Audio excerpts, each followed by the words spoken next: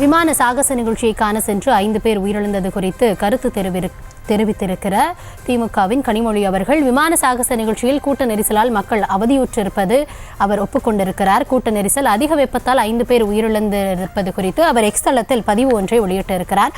இது தொடர்பான கருத்துக்களை பெறுவதற்காக எம்மோடு தற்பொழுது இணைப்பில் இருக்கிறார் அதிமுகவின் முன்னாள் அமைச்சர் ஜெயக்குமார்.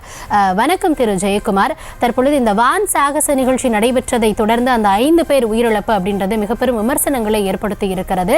இது தொடர்பாக திமுக எம்பி கனிமொழி அவர்களே இது வருந்தத்தக்க விஷயம், இனிமேல இது போன்று மக்கள் கட்டுப்படுத்த முடியாத அளவிற்கு மக்கள் கூடுவதை தவிர்க்கணும் அப்படின்னு அவங்க சொல்லியிருக்காங்க. இது அரசுக்கான அறிவுரையா நம்ம எடுத்துக்கலாமா, இல்லை மக்களுக்கான அறிவுரையா எடுத்துக்கலாமா, இல்லை ஆளும் கட்சியாக இருந்து கொண்டு அவர்கள் இது போன்று கூறுவது ஏற்புடையதாக இருக்குமா?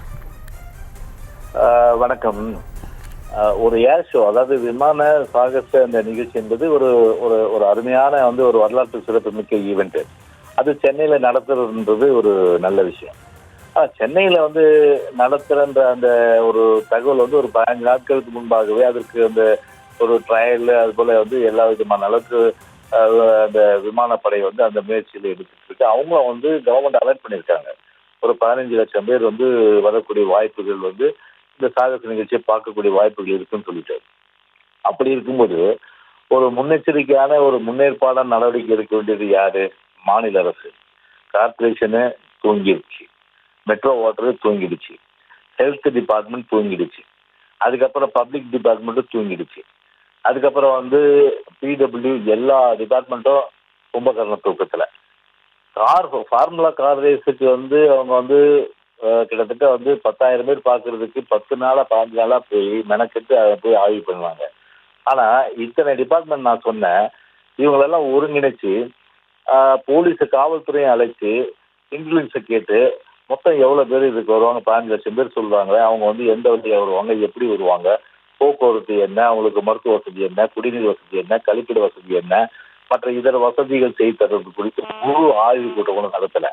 அது ஒரு பக்கம். அதனால இது ஒரு ஒரு துரதிருஷ்டவசமான ஒரு வருந்தத்தக்க ஒரு வேதனையான மனம் கஷ்டப்படக்கூடிய சம்பவம் ஒரு 5 பேர் இறந்ததும், அதே போல 100க்கும் மேற்பட்டவர்கள் மருத்துவமனையில இன்னைக்கு சிகிச்சை பெற்றிருக்கின்ற ஒரு நிலைமை பார்க்கும்போது இது முழுக்க முழுக்க ஒரு அரசாங்கத்தினுடைய ஒரு இயலாமை, அரசாங்கத்தினுடைய ஒரு ஸ்டாலின் அரசுடைய ஒரு நிர்வாக திறனற்ற ஒரு செயலை தான் இது வெளிப்படுத்துது.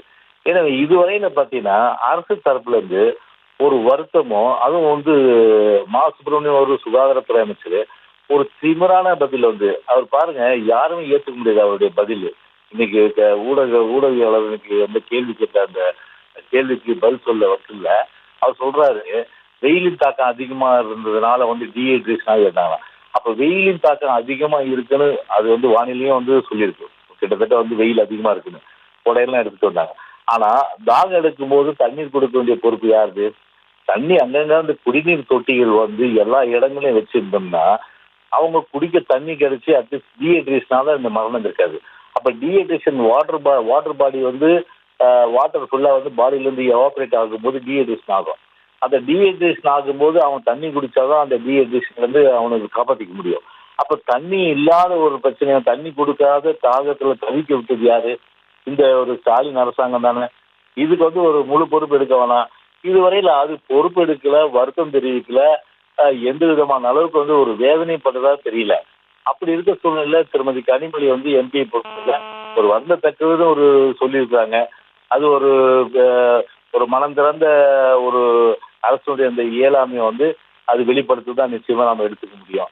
இன்னொன்னு அவங்க சொன்ன கருத்து பார்த்தீங்கன்னா அதாவது ஸ்டாலின் அரசாங்கத்துக்கு ஒரு இயலாமை, அதாவது ஒரு திறனற்ற ஒரு நிர்வாகத்தை நிர்வகிக்க முடியாம ஒட்டுமொத்தமா அட்மினிஸ்ட்ரேஷன் ஒரு ஃபெயிலியர்ன்றது கூட அவங்களுடைய அந்த கருத்துல நிச்சயமா எடுத்துக்க முடியும்.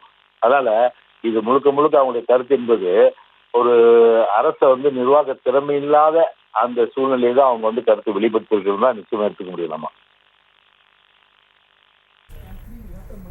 இந்த தருணத்தில் உங்களுடைய கருத்துக்களை பகிர்ந்துள்ளமைக்கு நன்றி திரு ஜெயக்குமார்.